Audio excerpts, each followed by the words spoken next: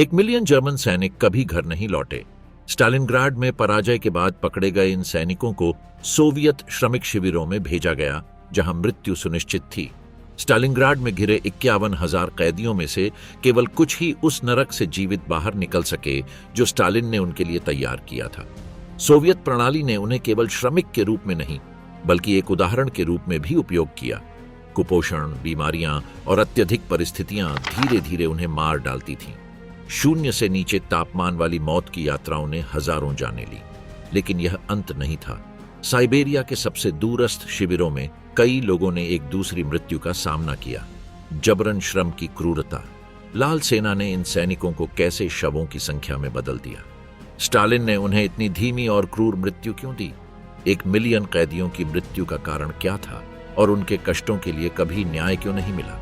Stalingrad, Nazi साम्राज्य के अंत की शुरुआत। 1942 की गर्मियों में एक साफ आकाश के नीचे जो जीत की भविष्यवाणी करता था, वेयरमाख्ट ने ऑपरेशन ब्लू शुरू किया।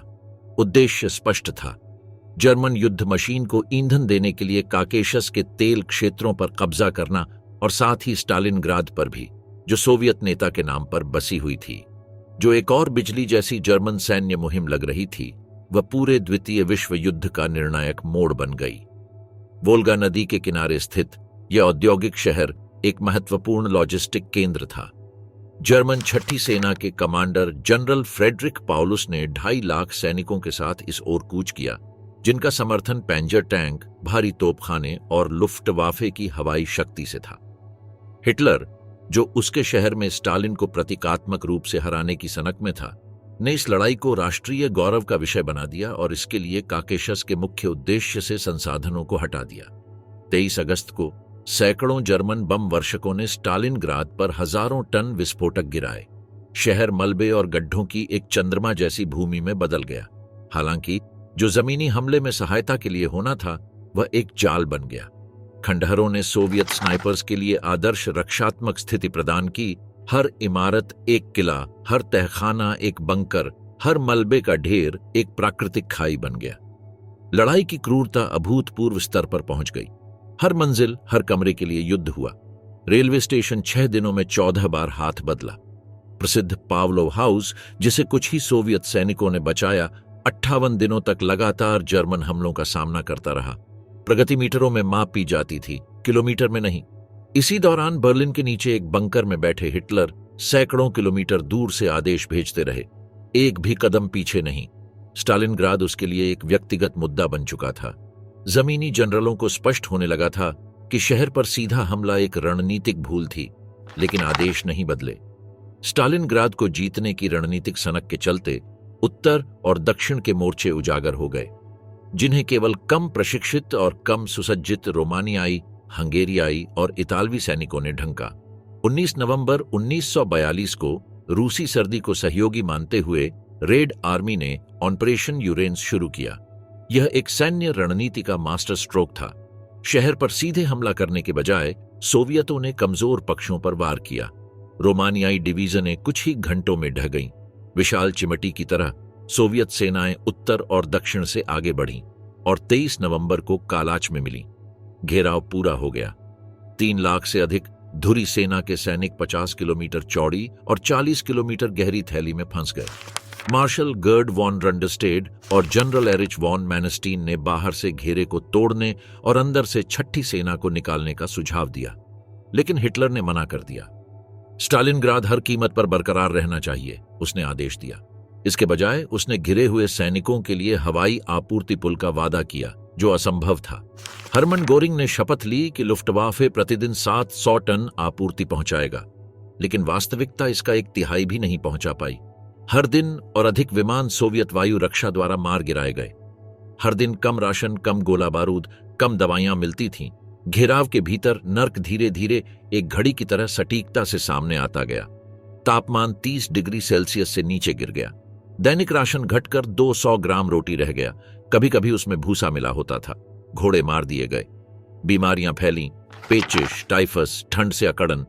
अस्थायी अस्पताल घायल सैनिकों से भर गए, बिना मॉर्फिन के, बिना कंबल के, बिना आशा के। नैतिकता टूटने लगी। सैनिकों में आज जिसे हम पोस्ट ट्रॉमेटिक स्ट्रेस कहते हैं, उसके लक्षण दिखाई देने लगे। कुपोषण से मतिभ्रम, पुरानी अनिद्रा, पागलपन के भ्रम। दिन रात चलती सोवियत तोपों की आवाज घिरे सैनिकों की मानसिक स्थिति को धीरे धीरे तोड़ने लगी। कुछ भावनात्मक रूप से अलग हो गए, कुछ इतनी गहरी उदासी में डूब गए कि गोलों के पास गिरने पर भी प्रतिक्रिया नहीं दे पाते थे। 8 जनवरी 1943 को सोवियतों ने सम्मानजनक आत्मसमर्पण की पेशकश के साथ दूत भेजे। पॉलुस ने बर्लिन से मिले आदेशों के अनुसार प्रस्ताव को ठुकरा दिया। 10 दिन बाद सोवियतों ने घेराव समाप्त करने का अंतिम हमला शुरू किया। 31 जनवरी को हिटलर ने पॉलुस को फील्ड मार्शल के पद पर पदोन्नत किया। पहले कभी किसी जर्मन फील्ड मार्शल ने आत्मसमर्पण नहीं किया था। संदेश स्पष्ट था, समर्पण से बेहतर आत्महत्या। हालांकि शारीरिक और मानसिक रूप से टूटे पॉलुस ने जीवन को चुना। 31 जनवरी को उन्होंने अपने स्टाफ के साथ यूनिवर्मैग फैक्ट्री के तहखानों में आत्मसमर्पण किया। 2 दिन बाद 2 फरवरी को शहर के उत्तर भाग में अंतिम प्रतिरोध के नेता जनरल कार्ल स्ट्रेकर ने भी आत्मसमर्पण किया। स्टालिनग्राद की लड़ाई आधिकारिक रूप से समाप्त हो गई। परिणाम प्रलयंकारी था। दोनों पक्षों से लगभग 20 लाख लोग मारे गए। शहर मलबे में तब्दील हो गया। मूल इमारतों में से 10% से भी कम खड़ी रहीं। जर्मनों के लिए यह अंत की शुरुआत थी, पूरे युद्ध का निर्णायक मोड़। जीत से कठोर हुई सोवियत सेनाएं लगभग 91,000 कुपोषित, जमे हुए पराजित जर्मन कैदियों को देख रही थीं। पकड़ने वालों की आंखों में कोई दया नहीं थी, केवल 20 मिलियन मरे हुए सोवियत नागरिकों की जीवित याद थी, जिनकी मृत्यु जर्मन आक्रमण के कारण हुई थी। इन कैदियों के लिए आत्मसमर्पण पीड़ा का अंत नहीं था, बल्कि एक और लंबे और विनाशकारी दुहक की शुरुआत थी। मृत्यु की मार्च, एक यात्रा जिसका कोई वापसी नहीं। 2 फरवरी 1943 को जब जर्मन की अंतिम इकाइयों ने हथियार डाल दिए, स्टालिनग्राद पर एक अजीब सन्नाटा छा गया। महीनों तक लगातार बमबारी, तोपों और टैंकों की कानफोड़ू आवाजों के बाद यह सन्नाटा अलौकिक लगता था। घेरे से बचे 91,000 जर्मन सैनिकों के लिए यह शांति का क्षण एक भिन्न प्रकार की तूफान से पहले की चेतावनी थी। उनके थके हुए चेहरों पर शारीरिक और मानसिक थकावट के साथ साथ अज्ञात की आशंका, सोवियत बंदीगृह का डर स्पष्ट झलक रहा था। आत्मसमर्पण की प्रक्रिया तुरंत शुरू हुई, एक लगभग धार्मिक अनुष्ठान जैसी संपत्ति छीनने की क्रिया के साथ। सोवियत अधिकारियों ने योजनाबद्ध रूप से निरस्त्रीकरण शुरू किया। पहले हथियार, फिर निजी वस्तुएं, घड़ियां, अंगूठियां, पारिवारिक तस्वीरें, पत्र, पदक, अच्छी गुणवत्ता की जूते, चमड़े की जैकेट, ऑल कॉन्फिस्केटेड। कुछ वस्तुओं की सूची बनाई गई, बाकी विजेताओं की जेब में गायब हो गईं। युद्ध क्रूर था और सोवियत इन वस्तुओं को नष्ट गांवों और कत्ल की गईं परिवारों के लिए न्यूनतम मुआवजा मानते थे। अपनी पहचान तक से वंचित किए गए बंदियों को उनकी शारीरिक क्षमता के अनुसार स्तंभों में संगठित किया गया। उच्च रैंकिंग अधिकारी, जिनमें मार्शल पॉलुस भी थे, को विशेष पूछताछ के लिए अलग किया गया। बाकी को 1000 से 2000 पुरुषों के समूहों में बांटा गया। कोई स्पष्टीकरण नहीं, कोई जानकारी नहीं कि वे कहां जा रहे हैं, सिर्फ आदेश, मार्च करो। 3 फरवरी को पहले स्तंभों ने प्रस्थान किया, जब तापमान 25 से 30 डिग्री सेल्सियस नीचे था। वे जिस परिदृश्य से गुजरे वह लगभग चंद्रमा जैसा था। नष्ट गांव, उजड़े जंगल और सफेद चादर से ढकी अनंत मैदान। बर्फ के नीचे कोई सड़क दिखाई नहीं देती थी, केवल पहले चलने वालों के पदचिह्न। अधिकांश बंदी महीनों की लड़ाई के बाद फटे हुए यूनिफॉर्म में थे। कई के पास दस्ताने, मफलर या टोपी नहीं थे। कुछ ने अपने जूते खो दिए थे और वे रुमाल या कागज में लिपटे पैरों से चलते थे, जो जल्दी ही गीले हो जाते थे।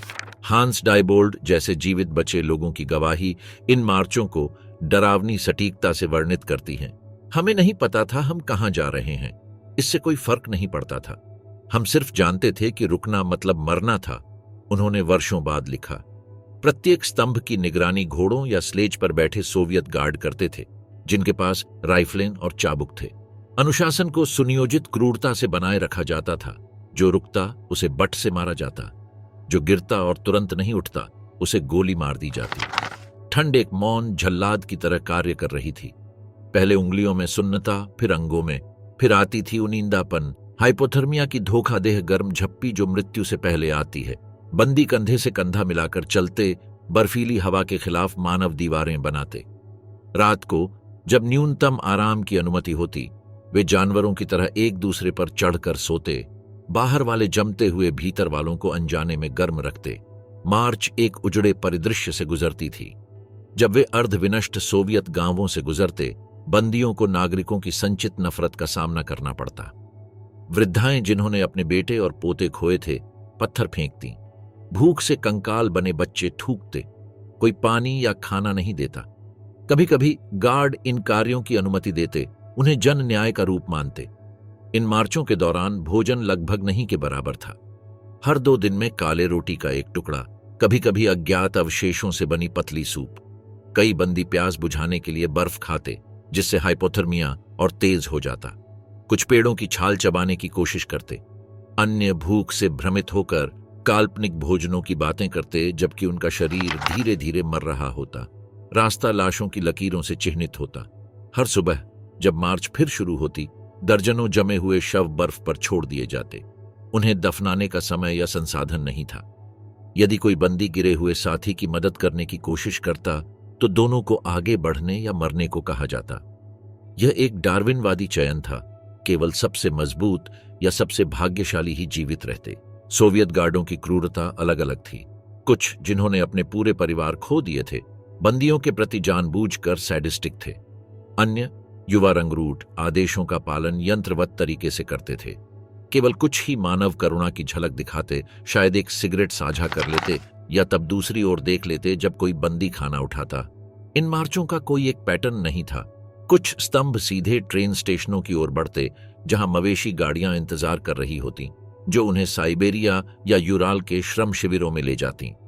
अन्य पैदल सैकड़ों किलोमीटर चलते, भूतिया बस्तियों और शांत जंगलों से गुजरते। इन मार्चों की अवधि ऐसे मनमाने कारकों पर निर्भर करती थी, जैसे कि परिवहन की उपलब्धता या प्रभारी अधिकारी की मनोदशा।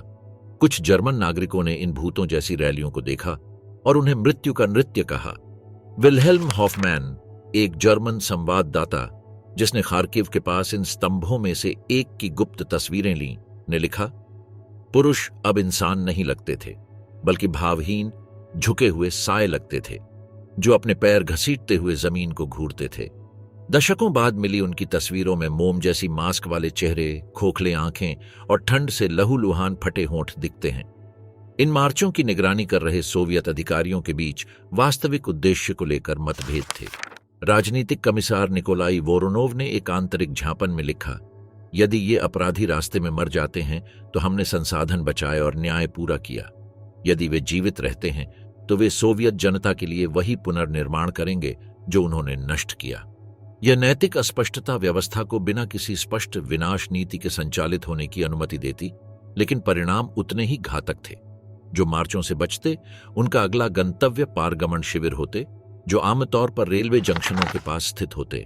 सबसे कुख्यात था बेकटोवका का शिविर, जो स्टालिनग्राद के पास था और जिसमें 40,000 बंदी थे। इन शिविरों में स्थितियां विशेष रूप से बेहतर नहीं थीं। सुविधाएं अस्थायी थीं, पुराने स्कूल, परित्यक्त फैक्ट्री या खुले में बाड़बंदी वाले क्षेत्र। बंदी जमी हुई जमीन पर सोते, अक्सर बिना कंबल के। बीमारियां तेजी से फैलती, पेचिश, टाइफस, डिफ्थीरिया, तपेदिक। इन पारगमन शिविरों में पहली औपचारिक छंटनी होती। अधिकारियों से सैन्य जानकारी या संभावित सहयोगियों की तलाश में विस्तार से पूछताछ होती। गंभीर रूप से बीमार लोगों को अलग किया जाता, सिद्धांत रूप में चिकित्सा देखभाल के लिए। हालांकि कई बस अलग बैरकों में मर जाते। बाकी को सोवियत संघ के भीतरी हिस्सों के स्थायी शिविरों में स्थानांतरित करने के लिए प्रक्रिया में लाया जाता। इस कैद के प्रारंभिक चरण में मृत्यु दर की संख्या दहला देने वाली है। रूढ़िवादी अनुमानों के अनुसार मूल बंदियों में से 25 से 30% तक की मृत्यु मार्चों या शुरुआती पारगमन शिविरों में हो गई। दशकों बाद सार्वजनिक किए गए सोवियत दस्तावेजों में पुष्टि होती है कि बेकटोवका में, उदाहरण के लिए, फरवरी और मार्च 1943 के दौरान प्रतिदिन 80 से 100 बंदी मरते थे। जब ये हजारों पुरुष ठंड, भूख और बीमारी से मर रहे थे, तब सोवियत अधिकारी व्यवस्थित रूप से बचे लोगों को मजबूर श्रम के रूप में उपयोग करने की योजना बना रहे थे। स्टालिन के लिए ये बंदी एक दोहरा अवसर थे, गुलामी से काम लेना और साथ ही जर्मन आक्रमण के दौरान किए गए अत्याचारों के लिए प्रतिशोधात्मक न्याय की एक प्रकार की व्यवस्था लागू करना। इस प्रकार हफ्तों की मार्च या पारगमन शिविरों में बंदी के बाद जो अब भी जीवित थे, उन्हें ट्रेनों में भरकर गुलाग प्रणाली की ओर भेजा गया, जो सोवियत संघ के सबसे दुर्गम क्षेत्रों तक फैला हुआ था। तब तक ये लोग अब सैनिक नहीं थे, न ही पारंपरिक अर्थों में बंदी। वे सोवियत युद्ध अर्थव्यवस्था में उपयोग योग्य मानव संसाधन थे, जिनका भाग्य था अपने हाथों से वही पुनर्निर्माण करना जो तृतीय राइख ने नष्ट किया था। मृत्यु तक शोषण, स्टालिन की औद्योगिक प्रतिशोध। मृत्यु की मार्चों से बचने के बाद जर्मन बंदियों को सोवियत संघ के विशाल भूभाग में फैला दिया गया। कोई एकल गंतव्य नहीं था, बल्कि यूएसएसआर की आर्थिक आवश्यकताओं के अनुसार रणनीतिक रूप से वितरित श्रम शिविरों का एक जाल था। साइबेरिया, यूराल, कजाकिस्तान की स्टेपी, वोल्गा क्षेत्र, ये सभी व्यवस्थित और उत्पादक पीड़ा के परिदृश्य बन गए। सोवियत शिविर नाजी तंत्र की तरह तत्काल विनाश की अवधारणा पर आधारित नहीं थे। इनका उद्देश्य था बंदी से उसकी अंतिम ऊर्जा की बूंद तक निकालना। इतिहासकार एन एप्पलबॉम ने इस व्यवस्था को कार्य के माध्यम से विनाश की संज्ञा दी, एक ऐसा सिद्धांत जिसमें मृत्यु सीधा लक्ष्य नहीं थी, बल्कि चरम शोषण का स्वीकृत परिणाम थी। स्टालिनग्राद से आए बंदियों को भेजे जाने वाले मुख्य शिविरों में वोल्गा क्षेत्र के बेकतोवका और क्रास्नोआर्मेइस्क, मास्को के उत्तर पूर्व में सुजदाल, तातारिस्तान में येलबुगा और आर्कटिक सर्कल में स्थित नोरिल्स्क और वोर्कुटा जैसे दूरस्थ परिसर शामिल थे। प्रत्येक स्थान एक विशिष्ट आर्थिक उद्देश्य की पूर्ति करता था।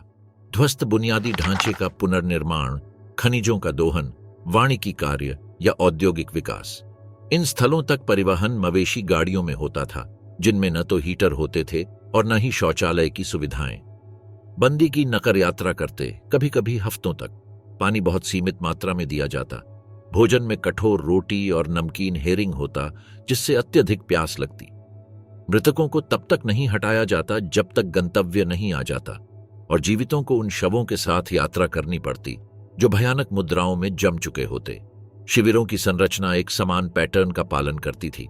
कांटेदार तार की बाड़, निगरानी टावर और अपर्याप्त रूप से इंसुलेट किए गए लकड़ी के बैरक, ये सुविधाएं मूल रूप से सोवियत राजनीतिक कैदियों के लिए बनाई गई थीं और विदेशी बंदियों के भारी आगमन के सामने अपर्याप्त साबित हुईं। एक बैरक, जिसे 80 लोगों के लिए बनाया गया था, उसमें 200 या अधिक बंदी ठूंसे जाते। व्यक्तिगत स्थान एक 50 सेंटीमीटर चौड़ी तख्ती तक सिमट जाता। स्वच्छता की स्थिति लगभग शून्य थी। सामूहिक शौचालय सर्दियों में जम जाते, बर्फीली गंदगी की पहाड़ियों में बदलते। बहते पानी तक पहुंच बहुत सीमित या अनुपस्थित होती, जिससे मूलभूत स्वच्छता असंभव हो जाती। जुएं, पिस्सू और खटमल कपड़ों और बिस्तरों में भरे रहते। पर्याप्त साबुन या कीटाणुनाशक नहीं होते, जिससे मामूली कट या खरोंच भी जानलेवा संक्रमण का कारण बन सकते थे। शिविरों में दिन का आरंभ अनिवार्य रूप से सूर्योदय से पहले होता। सुबह 4:30 पर गार्ड लोहे की छड़ों को रेल की पटरियों से पीटकर बंदियों को जगाते। एक न्यूनतम नाश्ते, 200 ग्राम काली रोटी और गर्म पानी जिसमें भाग्य से थोड़ा चीनी होता, के बाद बंदी गिनती के लिए खड़े होते। यह प्रक्रिया, विशेष रूप से जब आंकड़ों में अंतर होता, कई घंटों तक जमा देने वाली ठंड में चलती। 6 बजे बंदियों को कार्य ब्रिगेड में संगठित कर उनके नियत कार्यस्थलों की ओर मार्च कराया जाता। शिविर पर निर्भर करते हुए यह अत्यधिक ठंड में कई किलोमीटर की पैदल यात्रा हो सकती थी। कार्यस्थान के अनुसार कार्य भिन्न होते थे।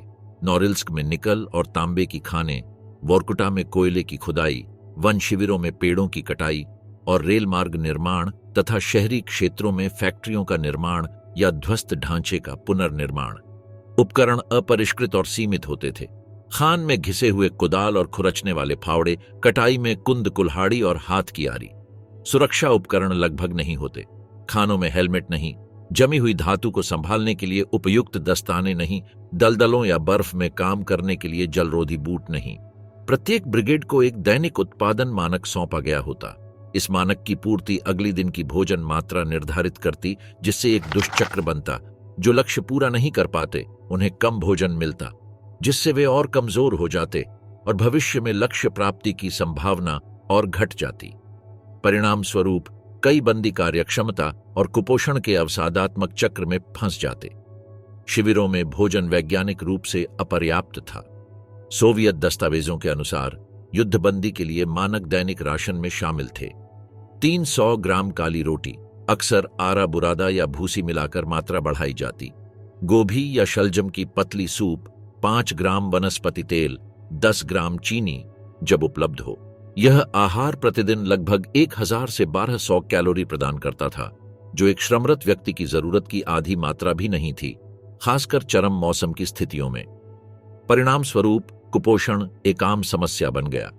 बंदियों में प्रोटीन की कमी से सूजन, एडिमा, विटामिन सी की कमी से स्कर्वी और विटामिन बी12 की कमी से बेरीबेरी विकसित होने लगे। इन परिस्थितियों में मानव शरीर एक भयावह रूपांतरण से गुजरता था। चिकित्सकीय दृष्टिकोण से बंदियों को पोषण जनित अपक्षय का अनुभव होता था। मांसपेशियों और वसा की अत्यधिक हानि, इतनी पतली त्वचा की नसें दिखाई दें, निचले अंगों में सूजन और आंतरिक अंगों का क्षय। एक वयस्क पुरुष का वजन घटकर 40 किलोग्राम या उससे भी कम हो सकता था। बंदी कंकाल जैसे दिखने लगते थे, जिन्हें केवल एक पतली त्वचा की परत ने ढका होता। सोवियत डॉक्टरों ने इस प्रक्रिया को क्लिनिकल रिपोर्टों में दर्ज किया था, जो 1990 के दशक तक गुप्त रखी गईं। डॉक्टर मिखाइल निकोल्स्की, जिन्हें 1990 के दशक तक गुप्त रखी गईं, 44 में येलाबुगा शिविर में नियुक्त किया गया था, ने लिखा, शरीर स्वयं को खाना शुरू कर देता है। सबसे पहले अधिचर्म वसा गायब होती है, फिर मांसपेशियां, आंतरिक अंग सिकुड़ जाते हैं। मस्तिष्क आत्मसंरक्षण के अंतिम प्रयास में समय और स्थान की धारणा को बदल देता है। यह संज्ञानात्मक विकृति दृश्य रूप में प्रकट होती थी। बंदियों में दोहराव वाले व्यवहार, भोजन को लेकर जुनून, हालिया स्मृति की हानि और उन्नत अवस्थाओं में मतिभ्रम देखे जाते। कुछ बंदी काल्पनिक भोजनों का वर्णन करते हुए घंटे बिताते, अन्य काल्पनिक परिजनों से बात करते। भूख केवल शरीर को नहीं बल्कि मस्तिष्क को भी निगल जाती। इन हालातों में रोगों का प्रसार बेहद आसान था। जूं द्वारा फैलने वाला टाइफस विशेष रूप से जानलेवा था। तपेदिक कमजोर फेफड़ों में आसानी से घर बना लेता। दूषित पानी और सफाई की कमी से होने वाली पेचिश गंभीर निर्जलीकरण का कारण बनती। नाइसिन की कमी से होने वाली बीमारी, पेलाग्रा में चर्म रोग, दस्त और पागलपन शामिल थे। शिविरों में चिकित्सकीय सेवाएं सबसे अच्छे हालातों में भी अत्यंत प्रारंभिक थीं। सैद्धांतिक रूप से प्रत्येक शिविर में एक प्राथमिक चिकित्सा कक्ष होता, लेकिन वहां दवाओं, उपकरणों और योग्य स्टाफ की भारी कमी थी। डॉक्टर, जो अक्सर स्वयं बंदी होते, न्यूनतम संसाधनों के साथ काम करते। पुनः प्रयुक्त पट्टियां, अस्थायी सर्जिकल उपकरण, पतले या अनुपस्थित एनेस्थेटिक। सर्जरी बिना स्टरलाइज दस्ताने के लकड़ी की मेज पर होती, जो केवल तिरपाल से ढकी होती। शारीरिक दुर्व्यवहार एक प्रणालीगत हिस्सा था। कई सोवियत गार्ड, जिनकी भूमि जर्मन आक्रमण से बर्बाद हो चुकी थी, बंदियों में अपने परिवारों के हत्यारे और घरों के विध्वंसक देखते। बंदूक की बट से मारना, चाबुक से पीटना और सामूहिक पिटाई रोजमर्रा के अनुशासन का हिस्सा थीं। आधिकारिक दंडों में अलगाव कक्ष में बंदीकरण, पहले से ही अपर्याप्त राशन की और कटौती और कार्य घंटे की वृद्धि शामिल थी। दंड कक्षों को काटजर कहा जाता था, जहां बंदियों को 10 दिन तक बिना हीटिंग या रोशनी के संकुचित स्थानों में रखा जाता।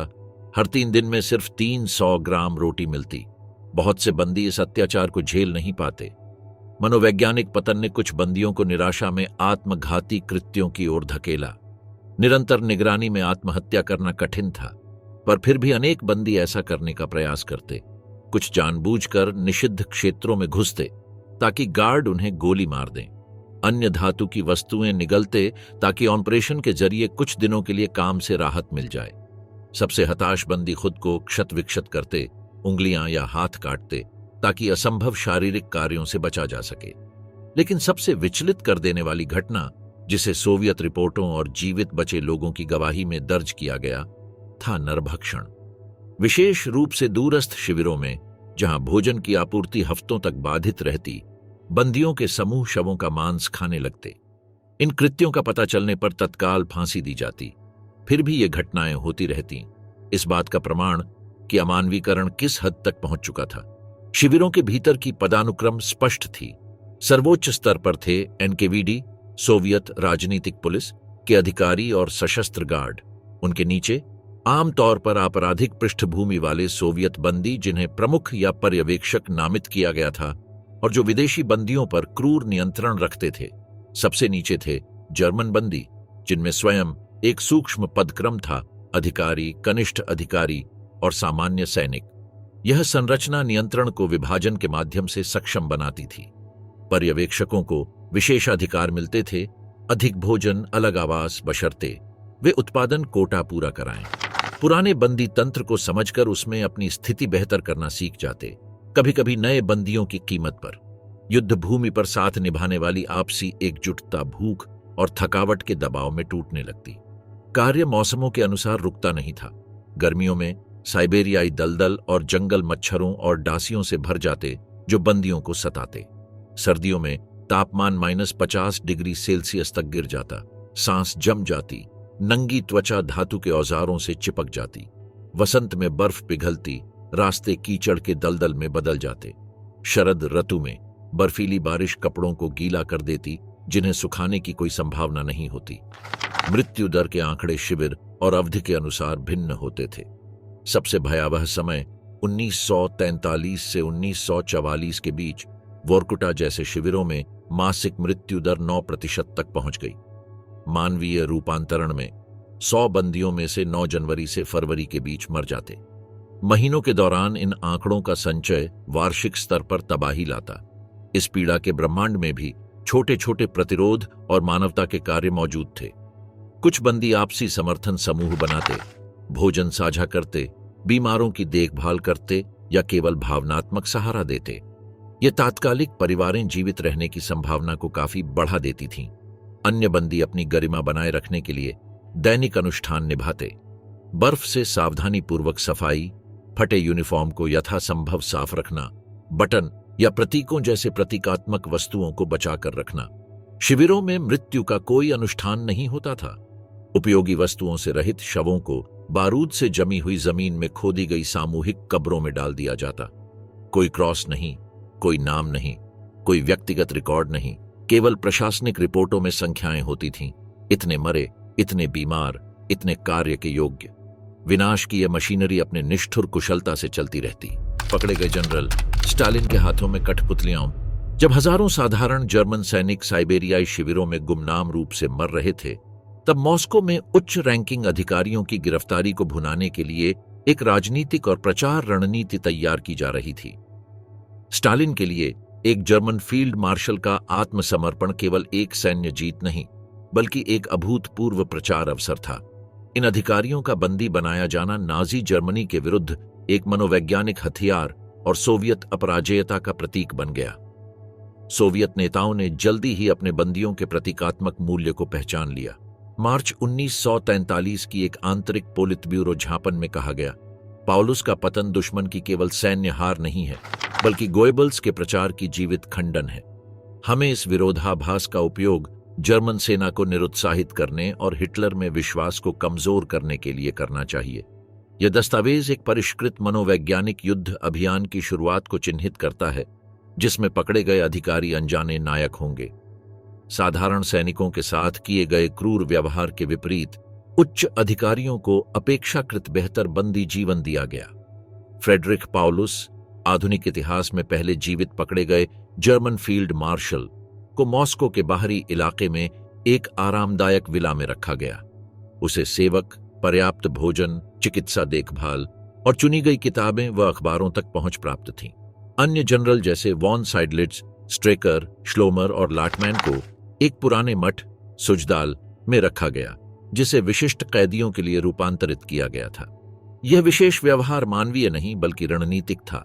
सोवियत पूछताछ करता धमकियों और भविष्य के वादों के बीच संतुलन बनाकर बातचीत करते। सहयोग के बदले जीवन। उपयोग की गई मनोवैज्ञानिक तकनीक में अलगाव, युद्ध की प्रगति पर चयनित जानकारी और निरंतर लेकिन सूक्ष्म दबाव शामिल था। शारीरिक यातना नहीं, बल्कि समय के साथ किए गए मानसिक हेरफेर का सहारा लिया गया।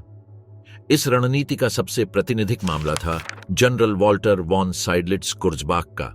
स्टालिनग्राद की लड़ाई के दौरान एलआई कोर्प्स के कमांडर रहे साइडलिट्ज पहले से ही हिटलर की रणनीतियों के आलोचक थे। सोवियतों ने इस दरार को पहचाना और व्यवस्थित रूप से उसका उपयोग किया। केवल 7 महीने बाद सितंबर 1943 में उन्होंने जर्मन अधिकारियों की लीग बुंडॉयचर ऑनफिसियरे का नेतृत्व स्वीकार कर लिया, एक युद्धबंदी संगठन जो सोवियत हितों से मेल खाता था। ये लीग एक स्वतंत्र जर्मनी के लिए राष्ट्रीय समिति नेशनल कमिटी फ्राइस डॉइचलैंड का हिस्सा थी, एक व्यापक परियोजना जो निर्वासित जर्मन कम्युनिस्टों और युद्धबंदियों को एकजुट कर एक विरोधी नाजी मंच पर लाना चाहती थी। यह समिति रेडियो मॉस्को से जर्मन भाषा में प्रचार प्रसारित करती, पर्चे छपवा कर जर्मन मोर्चों पर गिराती और आत्मसमर्पण या हिटलर के विरुद्ध विद्रोह का आह्वान करती। हिटलर की प्रतिक्रिया तीव्र और निजी थी। एक सीधे आदेश में उन्होंने समिति और लीग के सभी सदस्यों को देशद्रोही घोषित किया, जर्मनी में उनकी संपत्तियां जब्त की और उनके परिवारजनों की गिरफ्तारी के आदेश दिए। साइडलिट्स को नाजी सैन्य न्यायालय ने अनुपस्थित रहते हुए मृत्युदंड सुनाया। यह अनुपातहीन प्रतिक्रिया सोवियतों की रणनीति की प्रभावशीलता की पुष्टि करती थी। उन्होंने जर्मन नेतृत्व की मानसिकता में दरार डाल दी थी। हालांकि पॉलुस ने शुरू में एक अस्पष्ट स्थिति बनाए रखी। यद्यपि उन्होंने युद्ध की निंदा करते हुए बयान पर हस्ताक्षर किए, उन्होंने खुले रूप से विरोधी नाजी आंदोलनों का नेतृत्व करने या आत्मसमर्पण की अपील करने से इनकार कर दिया। यह निष्क्रिय प्रतिरोध धीरे धीरे बदल गया। वल्करी ऑपरेशन जुलाई 1944 में हिटलर पर विफल हमला के बाद पॉलुस अधिक सक्रिय सहयोग के लिए तैयार हो गए, संभवतः यह मानते हुए कि नाजी शासन का अंत निकट था। इन परिवर्तनों का प्रचार प्रभाव सावधानीपूर्वक नियंत्रित किया जाता था। पॉलुस या साइडलिट्स की तस्वीरों को इस तरह संपादित किया जाता था कि वे स्वस्थ और अच्छे कपड़ों में दिखें, ताकि मोर्चे पर भूखे प्यासे सैनिकों की स्थिति से विपरीत छवि प्रस्तुत की जा सके। उनके हस्ताक्षरित बयानों को सोवियत प्रचार विशेषज्ञों द्वारा फिर से लिखा जाता, ताकि उनका मनोवैज्ञानिक प्रभाव अधिकतम हो। प्रत्येक संदेश में सत्यापनीय तत्व होते, यूनिटों की सटीक जानकारी, अधिकारियों के नाम, रणनीतिक विवरण, जो उसे विश्वसनीय बनाते। सोवियत प्रचार मशीनरी कई स्तरों पर काम करती थी। अंतर्राष्ट्रीय दर्शकों, खासकर पश्चिमी सहयोगियों के लिए यह मामले नाजीवाद के नैतिक पतन का प्रमाण होते। सोवियत नागरिकों के लिए ये अधिकारी जीवित ट्रॉफी थे जो रेड आर्मी की श्रेष्ठता दर्शाते थे। जर्मन मोर्चे के सैनिकों के लिए ये उस मृत्यु तक प्रतिरोध की पौराणिक कथा में एक दरार बनते थे जिसे हिटलर ने प्रचारित किया था।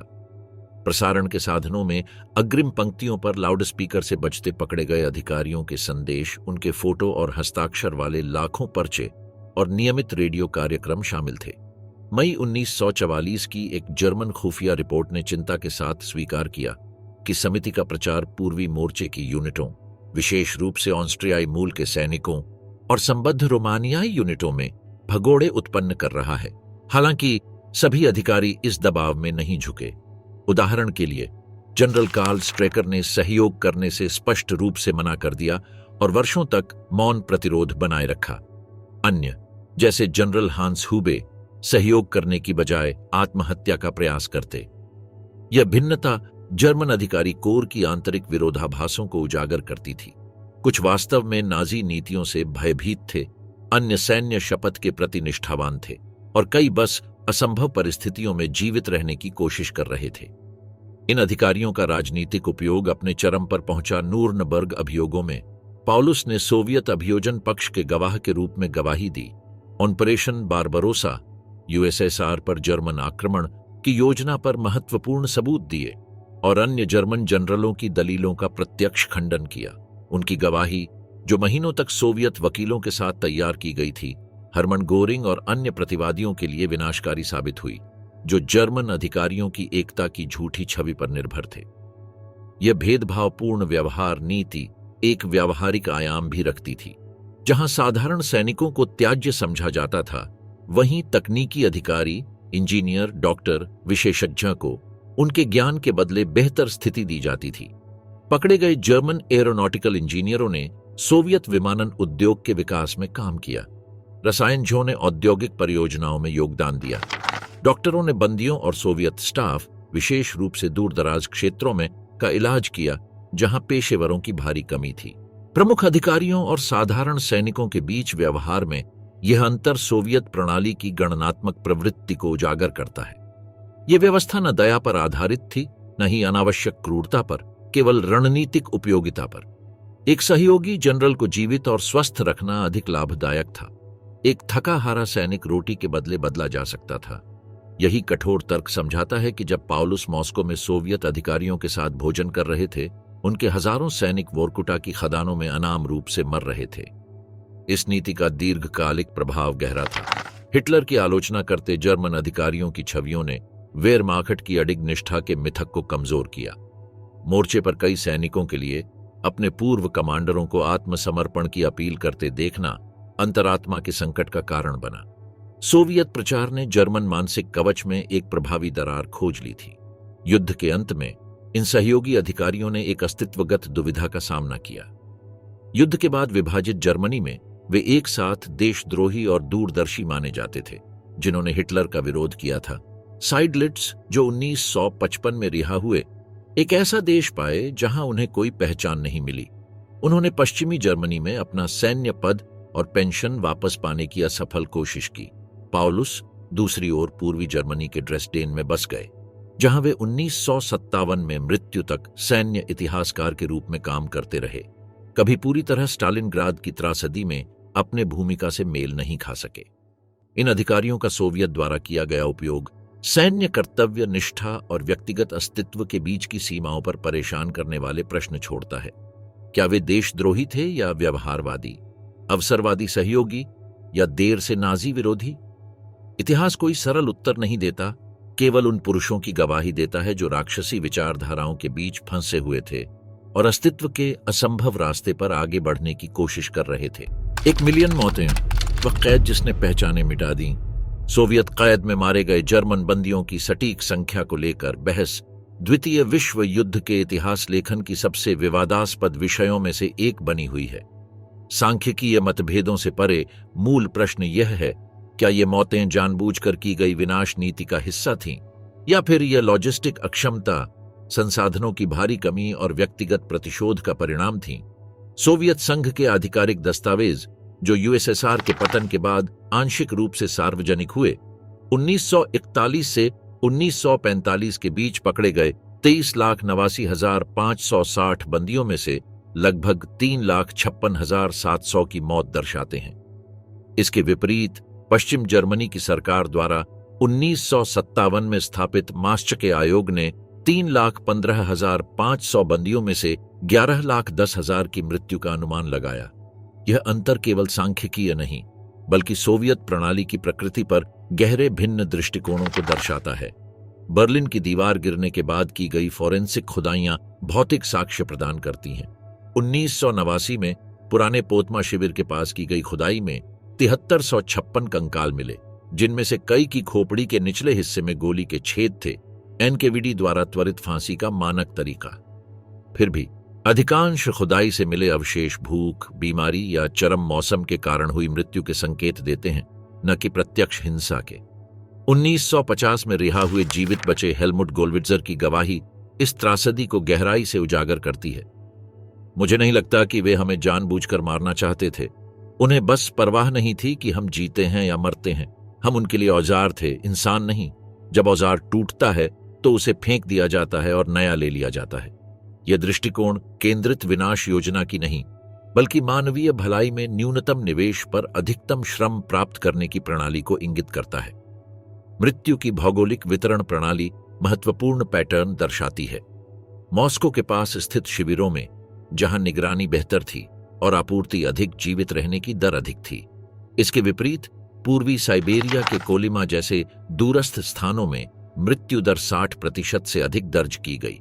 यह विविधता दर्शाती है कि यह एक केंद्रीकृत हत्या नीति नहीं थी, बल्कि स्थानीय कमांडरों के अनुसार लागू किए गए भिन्न मानदंडों का विकेंद्रित तंत्र था, कुछ अत्यधिक घातक। व्यक्तिगत जीवित रहने की संभावना एक प्रारंभिक वर्गीकरण पर निर्भर थी, जो 3 श्रेणियों में होता था। समूह 1 भारी श्रम के योग्य, समूह 2 हल्के श्रम के योग्य और समूह 3 दूसरों पर निर्भर या गंभीर रूप से बीमार। यह एक चिकित्सकीय प्रतीत होने वाली व्यवस्था भोजन की मात्रा और कार्य सौंपने का आधार बनती, जिससे एक ऐसा दुष्चक्र बनता जिसमें धीरे धीरे कमजोर होते हुए बंदी अंततः मृत्यु को प्राप्त होता। इतिहास लेखन का विश्लेषण राजनीतिक जटिलताओं से भी प्रभावित रहा है। शीत युद्ध के दौरान पश्चिमी जर्मनी के पास साम्यवाद के तहत अपने सैनिकों की पीड़ा को प्रमुखता देने का कारण था, जबकि पूर्वी जर्मनी ने मॉस्को से संबंध बनाए रखने के लिए इन आंकड़ों को न्यूनतम करके प्रस्तुत किया। सोवियतों ने संबंधित सभी दस्तावेज 1990 तक गोपनीय रखे, जिससे स्वतंत्र शोध दशकों तक असंभव बना रहा। 1991 के बाद शुरू हुई रूसी जर्मन संयुक्त जांचों ने एक परेशान करने वाला तुलनात्मक चित्र प्रस्तुत किया। जितने जर्मन सोवियत कैद में मरे, उससे 3 गुना, लगभग 30 लाख सोवियत बंदी जर्मन हिरासत में मारे गए, जिनमें से कई को जानबूझकर मारने की नीति अपनाई गई थी। यह तुलनात्मक संदर्भ भले ही इन जर्मन बंदियों के व्यक्तिगत दुख को कम न करता हो, ऐतिहासिक विश्लेषण की एक व्यापक रूपरेखा प्रदान करता है। जर्मन आक्रमण ने विनाश के युद्ध के स्पष्ट सिद्धांतों का पालन किया था। जर्मन उच्च कमान द्वारा जारी कमिसार आदेश में कहा गया था कि पकड़े गए सोवियत राजनीतिक अधिकारियों को तत्काल गोली मार दी जाए। आपूर्ति नीति में जर्मन सैनिकों की प्राथमिकता थी, भले ही इसका अर्थ था सोवियत नागरिकों के लिए भूखमरी। पूरा गांव जला दिए गए विद्रोहियों के खिलाफ दमनकारी अभियानों के तहत। इस परिप्रेक्ष्य में इतिहासकार टिमोथी स्नाइडर का कथन प्रासंगिक है। यह 2 समरूप शासन नहीं थे जो एक जैसी नीतियां अपना रहे थे, बल्कि एक हिंसात्मक सर्पिल था जहां हर अत्याचार अगले को जायज ठहराता था। यह प्रसंग भले ही प्रत्येक मृत जर्मन बंदी के दुख को कम न करता हो, जिनमें से कई को जबरन भर्ती किया गया था, ऐतिहासिक विवेचन की जरूरी पृष्ठभूमि प्रदान करता है। सोवियत निर्देश जैसे दिसंबर 1944 का आदेश 00-1067 शिविर कमांडरों को स्वास्थ्य और भोजन की स्थिति सुधारने का निर्देश देता था ताकि कार्यबल की सुरक्षा हो सके। यह स्पष्ट रूप से एक नियोजित जनसंहार की धारणा के विपरीत है। फिर भी नीति और व्यवहार के बीच की खाई विशाल थी। जैसा कि इतिहासकार नियल फर्ग्यूसन ने कहा, सोवियतों को गैस चैम्बर की जरूरत नहीं थी, उनके पास साइबेरिया था। यह तंत्र हत्या के लिए नहीं, बल्कि अधिकतम श्रम की प्राप्ति के लिए था। मृत्यु एक स्वीकार्य उप उत्पाद थी, प्राथमिक उद्देश्य नहीं। यह ऐतिहासिक रूप से महत्वपूर्ण भिन्नता उस बंदी के लिए अप्रासंगिक थी जो भूख या ठंड से धीरे धीरे मर रहा था। साइबेरियाई टुंड्रा में समय समय पर मिली सामूहिक कब्रें इस त्रासदी के भौतिक प्रमाण देती हैं। पेकोरा, नोरिल्स्क और सोलिकाम्स्क जैसे पुराने शिविरों के पास खुदाई में ऐसे अवशेष मिले हैं जो एक जैसे पैटर्न दिखाते हैं, परतों में रखे गए शव, ताबूत या पहचान के बिना, जिनमें से कई में गंभीर कुपोषण या बीमारी के संकेत हैं। ये निष्कर्ष उस सोवियत कथा का खंडन करते हैं जिसमें दावा किया गया था कि सभी मृतकों का पंजीकरण होता था और उन्हें गरिमा से दफनाया जाता था। इस त्रासदी का सबसे मार्मिक वर्णन शायद रूसी लेखक वरलाम शालामोव ने किया, जिन्होंने कोलिमा के शिविरों में 17 साल गुजारे। शिविर जीवन की पाठशालाएं नहीं थे, बल्कि मृत्यु की पाठशालाएं थे। वहां कोई बेहतर या मजबूत नहीं बनता था। शिविर ऐसे बनाए गए थे कि कोई सामान्य व्यक्ति जीवित न बच सके। जीवित रहने की कीमत, कैद के बाद की सजा। यूरोप में युद्ध का अंत मई 1945 में सोवियत संघ में जर्मन बंदियों के लिए तत्काल स्वतंत्रता नहीं लाया। जहां पश्चिमी देश जिनेवा सम्मेलन के प्रावधानों के तहत अपने बंदियों को धीरे धीरे स्वदेश लौटा रहे थे, वहीं स्टालिन की योजनाएं अलग थीं। 4 जून 1945 को राज्य रक्षा समिति की बैठक में उन्होंने कहा, जर्मन बंदी हमारी पुनर्निर्माण की संपत्ति है जिसे हमने सोवियत रक्त से अर्जित किया है। वे व्यक्ति नहीं हैं, वे मानवीय रूप में युद्ध मुआवजा हैं। इस दृष्टिकोण ने लाखों बंदियों की दीर्घकालिक निरुद्धता को वैधता दी। उन्हें अब पकड़े गए शत्रु के रूप में नहीं, बल्कि एक तबाह देश के पुनर्निर्माण के लिए बाध्य श्रम बल के रूप में देखा गया। 1945 से 1950 के बीच जर्मन बंदी सोवियत अर्थव्यवस्था के महत्वपूर्ण क्षेत्रों में कार्यरत रहे। स्टालिनग्राद और लेनिनग्राद का पुनर्निर्माण, यूराल में फैक्ट्रियां खड़ी करना, वोल्गा की जलविद्युत परियोजना का निर्माण, ट्रांस साइबेरियन रेलवे का विस्तार और युद्धग्रस्त शहरों की आधारभूत संरचना की बहाली। सोवियत आधिकारिक नीति के अनुसार बंदियों की रिहाई क्रमिक रूप से तय मानदंडों के अनुसार होनी थी। पहले गंभीर रूप से बीमार और अक्षम औत्पादक माने जाने वाले, फिर महिलाएं और नाबालिग, मुख्य रूप से 1945 के अंतिम आक्रमणों में पकड़े गए, फिर जबरन निर्वासित नागरिक और अंत में सैनिक उनके पद और विशेषज्ञता के आधार पर। व्यावहारिक रूप में यह व्यवस्था बहुत लचीली थी और राजनीतिक व आर्थिक जरूरतों के अनुसार बदलती रहती थी। पहली बड़ी रिहाइयां 1946 में शुरू हुईं, जब लगभग 20,000 गंभीर रूप से बीमार बंदियों को अस्पताल ट्रेनों में जर्मनी भेजा गया। इन रिहाइयों के 2 उद्देश्य थे। सोवियत शिविरों पर चिकित्सा भार को कम करना और अंतर्राष्ट्रीय स्तर पर उदारता की छवि प्रस्तुत करना। इन बचे हुए बंदियों की पश्चिमी क्षेत्रों में वापसी सोवियत शिविरों की स्थितियों पर पहली ठोस गवाही बनी, जिसने मित्र देशों के अधिकारियों में चिंता जगाई। 1947 और 48 के बीच एक और लहर में लगभग 1 लाख बंदी मुक्त किए गए, मुख्यतः बुजुर्ग, दीर्घकालिक रोगी और कुछ तकनीकी विशेषज्ञ। लौटने पर उन्हें एक अपरिचित जर्मनी मिला, कब्जे वाले क्षेत्रों में विभाजित, पुनर्निर्माण के प्रारंभिक चरण में और व्यापक भुखमरी से जूझता हुआ। उनके लिए वापसी एक नए आघात का कारण बनी। परिवार गुम, घर नष्ट और एक ऐसा देश जिसे वे मुश्किल से पहचानते थे।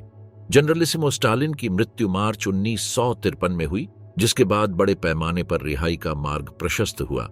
जॉर्जी मालिनकोव और बाद में निकिता ख्रुश्चेव के नेतृत्व में सोवियत प्रशासन ने स्टालिन की नीतियों की समीक्षा शुरू की, जिसमें कैदी शिविरों का महंगा संचालन भी शामिल था। इसी संदर्भ में जर्मन चांसलर कोनराड एडेनावर ने सितंबर 1955 में मॉस्को की ऐतिहासिक यात्रा की, जहां उन्होंने सोवियत अधिकारियों से आधिकारिक रूप से मान्यता प्राप्त अंतिम 9,626 जर्मन बंदियों की रिहाई पर बातचीत की। यह समझौता, जिसने पश्चिमी जर्मनी और यूएसएसआर के बीच राजनयिक संबंधों की स्थापना की, जर्मन बंदीगृह का औपचारिक अंत था। अंतिम जीवित बचे बंदी, जिनमें स्टालिनग्राद के कुछ अनुभवी भी थे जिन्होंने 12 वर्ष साइबेरियाई शिविरों में बिताए, अक्टूबर से दिसंबर 1955 के बीच जर्मनी लौटे। इनमें जनरल वॉल्टर वॉन साइडलिट्स कुर्जबाग जैसे अधिकारी भी थे, जिन्होंने जर्मन अधिकारियों की लीग का नेतृत्व किया था और हिटलर द्वारा मृत्यु दंड दिया गया था। लेकिन यह भौतिक वापसी वास्तविक पुनर्स्थापन नहीं थी।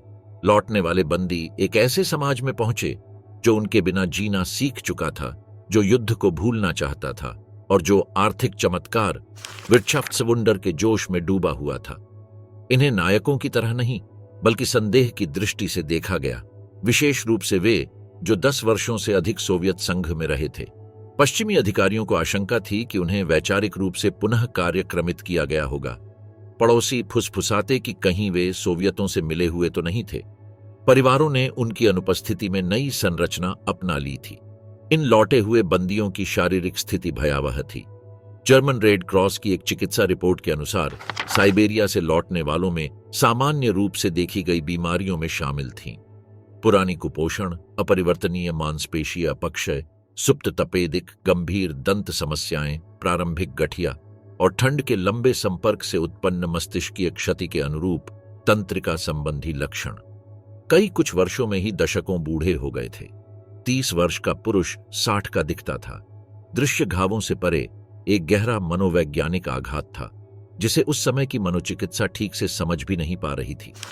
डॉक्टर अर्नस्ट वॉन वाइसजैकर, जिन्होंने 1954 से 60 के बीच सैकड़ों लौटे बंदियों की जांच की, ने एक स्थायी लक्षण समूह पहचाना, जिसे उन्होंने दीर्घकालीन कैद सिंड्रोम कहा। निरंतर अतिजागरूकता, बार बार आने वाले दुःस्वप्न, भावनात्मक संबंध बनाने में असमर्थता, भोजन से संबंधित जुनूनी व्यवहार और एक विशेष प्रकार की मनोविस्मृति, जिसमें व्यक्ति सामान्य रूप से कार्य करता है लेकिन भीतर स्थायी सतर्कता की स्थिति में रहता है। इस लक्षण समूह को, जिसे आज हम जटिल पोस्ट ट्रॉमेटिक स्ट्रेस डिसऑर्डर कहते हैं, पर्याप्त चिकित्सकीय देखभाल नहीं मिली। युद्धोत्तर जर्मनी के पास न तो संसाधन थे, न ही राजनीतिक इच्छा शक्ति। इसके स्थान पर अपेक्षा की जाती थी कि लौटे बंदी अपने अनुभवों को काम और चुपचाप पुनः एकीकरण के जरिए पार कर जाए। उपलब्ध दवाइयां केवल शामक होती और चरम मामलों में विघटनकारी व्यवहार प्रदर्शित करने वालों के लिए विद्युत चिकित्सा, इलेक्ट्रोशॉक का सहारा लिया जाता। इस पीड़ा के प्रति समाज की मुख्य प्रतिक्रिया थी मौन। संपूर्ण परिवारों ने, जो मनोवैज्ञानिक रूप से मौन की साजिश वर्षवेरुंग des Schweigens कहलाई, उसे अपनाया। एक अलिखित समझ की बंदी गृह की बात नहीं करनी है, सवाल नहीं पूछने हैं और लौटे हुए की बदली हुई व्यक्तित्व को नजरअंदाज करना है। यह मौन, जो आरंभ में सुरक्षा के लिए था, स्वयं एक नई मानसिक कैद बन गया। विल्हेम फ्यूलर, जो 1949 में यूराल के शिविरों में 7 साल के बाद लौटे, ने इस स्थिति को सटीकता से व्यक्त किया। साइबेरिया में मैंने चुप रहकर जीना सीखा। जर्मनी में मैंने पाया कि स्वीकार्यता के लिए मुझे चुप रहना जारी रखना था। फर्क बस इतना था कि शिविर में चुप्पी थोप दी गई थी। घर में वह सामूहिक रूप से चुनी गई थी। पुनर्संयोजन की असफल कहानियां असंख्य थीं। पुरुष जो जमीन पर सोते थे क्योंकि वे बिस्तरों के आदी नहीं हो पाए थे, अनुभवी सैनिक जो अपने गद्दों के नीचे खाना छिपाते थे या विश्वास न कर पाते कि अगले दिन भी भोजन मिलेगा, पिता जो अपनी अनुपस्थिति में जन्मे बच्चों को पहचान नहीं पाते थे या अपने उन परिवारों से भावनात्मक रूप से जुड़ नहीं पाते थे जो अब उनके लिए अजनबी बन चुके थे, पत्नियां जिन्होंने दूसरी जिंदगियां शुरू कर ली थीं, जिससे मेल मिलाप की संभावना समाप्त हो चुकी थी। वापसी करने वालों में तलाक की दर राष्ट्रीय औसत से 3 गुना अधिक थी। शराब की लत एक सामान्य शरण बन गई। मानसिक अस्पतालों के रिकॉर्ड में पूर्व बंदियों की अत्यधिक उपस्थिति दर्ज है। आत्महत्या, यद्यपि मृत्यु प्रमाण पत्रों में शायद ही कभी सीधे कैद से जोड़ी जाती, काफी आम थी, विशेषकर बंदी बनाए जाने या आत्मसमर्पण की वर्षगांठों पर। आर्थिक रूप से पुनर्संयोजन भी उतना ही पीड़ादायक था। कई लौटे हुए बंदियों ने पाया कि उनके पेशेवर कौशल अप्रासंगिक हो चुके थे, उनके पद स्थायी रूप से भर दिए गए थे और उनकी सैन्य पेंशन अपमानजनक आत्मसमर्पण के आधार पर रद्द कर दी गई थी। यद्यपि सरकार द्वारा मुआवजा और पुनः रोजगार के कार्यक्रम मौजूद थे, वे काफ्काएस्क नौकरशाही से भरे हुए थे। एक स्टालिनग्राद के अनुभवी को पूर्व बंदी के रूप में आधिकारिक मान्यता पाने के लिए 3 वर्ष तक इंतजार करना पड़ सकता था और कई इस प्रक्रिया के पूरा होने से पहले ही मर जाते थे। यह स्थिति विभाजित जर्मनी के 2 हिस्सों में अलग अलग थी। पश्चिम जर्मनी, जर्मन संघीय गणराज्य में लौटे बंदियों को अंततः कानूनी मान्यता और आर्थिक मुआवजा मिला, यद्यपि अनिच्छा के साथ। पूर्वी जर्मनी, जर्मन लोकतांत्रिक गणराज्य में व्यवहार पूरी तरह राजनीतिक था। जो समाजवादी विमर्श में खुद को शामिल करते उन्हें विशेषाधिकार मिलते, जो आलोचनात्मक रुख अपनाते वे लगातार उपेक्षा का सामना करते। इस असफल पुनर्वास का सबसे विनाशकारी पहलू शायद अंतर्जनात्मक आघात का स्थानांतरण था। जीवित बचे लोगों के बच्चे ऐसे घरों में बड़े हुए जो अबूझ चुप्पियों, सामान्य उत्तेजनाओं पर असंगत प्रतिक्रियाओं जैसे सीढ़ियों पर बूटों की आवाज और निरंतर सतर्कता के वातावरण से प्रभावित थे। मनोवैज्ञानिक गैब्रिएले रोसेंथाल जैसे विशेषज्ञों द्वारा दशकों बाद किए गए अध्ययन बताते हैं कि यह द्वितीयक आघात उन पोते पोतियों तक को प्रभावित करता था जिन्होंने शिविरों का प्रत्यक्ष अनुभव नहीं किया था। सामूहिक स्तर पर इन बंदियों का अनुभव जर्मन सार्वजनिक स्मृति में हाशिए पर रहा। यहूदियों के जनसंहार होलोकॉस्ट के विपरीत, जिसे अंततः राष्ट्रीय चेतना में केंद्रीय स्थान मिला, जर्मन बंदियों का दुख लंबे समय तक छाया में रहा। नाजी आक्रामक युद्ध के उचित दंड के रूप में देखा गया। जब स्मारक बने भी तो वे आमतौर पर छोटे और शहरों के किनारों के कब्रिस्तानों में स्थित थे, न कि प्रमुख सार्वजनिक स्थलों पर। यह उपेक्षा धीरे धीरे 70 के दशक में बदली, जब फिर लौटे हुए लोगों का संघ, वर्बैंड डेर हाइमकेरर जैसी पूर्व बंदियों की औपचारिक संस्थाएं बनी। इन संगठनों ने 3 भूमिकाएं निभाईं: आपसी समर्थन, अनुभवों का दस्तावेजीकरण और आधिकारिक मान्यता की राजनीतिक मांग। जैसे जैसे शीत युद्ध तेज हुआ, पश्चिमी अधिकारियों ने इन कहानियों को सोवियत क्रूरता के प्रमाण के रूप में प्रचार मूल्य से देखा। फिर भी मौन की असली समाप्ति केवल बर्लिन की दीवार के पतन 1989 और सोवियत संघ के विघटन के बाद संभव हुई। इस भू राजनीतिक परिवर्तन ने 3 प्रमुख विकासों की अनुमति दी। पहले, वर्गीकृत सोवियत अभिलेखों तक पहुंच, पुराने शिविर स्थलों का दौरा और दस्तावेजीकरण करने की संभावना, और पूर्वी यूरोप के जीवित बचे लोगों की गवाही साझा करने की स्वतंत्रता बिना प्रतिशोध के भय के। केजीबी के अभिलेखों के खुलने से शिविरों की स्थिति, मृत्यु दर और आधिकारिक नीतियों पर दस्तावेजी प्रमाण मिले, यद्यपि कई दस्तावेज नष्ट हो चुके थे या अभी भी गुप्त थे। उपलब्ध दस्तावेजों ने त्रासदी की भयावहता की सबसे बुरी शंकाओं की पुष्टि की। विशेष रूप से चौंकाने वाले थे वे चिकित्सा रिकॉर्ड जो बंदियों की शारीरिक हानि का विस्तृत विश्लेषण देते थे, जैसे मानव सहन शक्ति की सीमाओं पर कोई भयानक वैज्ञानिक प्रयोग किया जा रहा हो। पुराने शिविर स्थलों की खुदाई से भौतिक साक्ष्य सामने आने लगे। वोरकुटा, नोरिल्स्क और अन्य दूरस्थ स्थानों पर शोधकर्ताओं ने सामूहिक कब्रें, व्यक्तिगत वस्तुएं और ढांचे के अवशेष खोजे। ये खोजें गवाही और दस्तावेजों के साथ मेल खाती। मानव अवशेषों का विश्लेषण गंभीर कुपोषण, अनुपचारित रोगों और कुछ मामलों में खोपड़ी पर पाए गए आघात यानी फांसी के स्पष्ट संकेत देता। उन थोड़े से जीवित बचे लोगों के लिए जो 90 के दशक में जीवित थे, ये खोजें देर से लेकिन महत्वपूर्ण मान्यता थी। हर्बर्ट क्नाउथ, जो स्टालिनग्राद में पकड़े गए और 1955 में रिहा हुए, ने इस द्वैधता को कुछ यूं व्यक्त किया। दशकों तक मुझे लगता रहा शायद मैंने सबसे बुरा केवल कल्पना किया था, शायद मेरी यादें अतिरंजित थीं। अब जब प्रमाण हैं कि सब कुछ सच था, वे बहुत देर से आए हैं उनके लिए जो अब नहीं है। इस सामूहिक स्मृति की पुनर्प्राप्ति जटिल रही है और अब भी अधूरी है। जहां कुछ वर्ग इसे सोवियत गुलाग और कम्युनिस्ट दमन के समांतर के रूप में प्रस्तुत करते हैं, वहीं अन्य होलोकॉस्ट के सापेक्ष मूल्यांकन या पीड़ा के राजनीतिक उपयोग से सावधान करते हैं। समकालीन इतिहास लेखन संतुलन की तलाश करता है, इस त्रासदी की गंभीरता को स्वीकारते हुए बिना जर्मन जिम्मेदारी को घटाए नाजी युद्ध और उसके अत्याचारों की शुरुआत में। अंततः सोवियत संघ में जर्मन बंदियों की यह कहानी मानवीय सहनशीलता की सीमाओं, हिंसा के चक्रों और सभ्यता की नाजुकता पर असहज प्रश्न उठाती है। बचे हुए लोगों में से एक कार्ल हाइंज डुनबियर की अंतिम गवाही इस सार्वभौमिक आयाम को पकड़ती है, जो हमारे साथ हुआ वह केवल जर्मन या रूसी इतिहास नहीं था, यह उस क्षण का परिणाम था जब विचारधाराएं इंसानों को अमानवीय बना देती हैं। जब यह होता है, चाहे वह स्वस्तिक के नीचे हो या हंसिया हथौड़े के, परिणाम हमेशा एक ही होता है, असीम पीड़ा।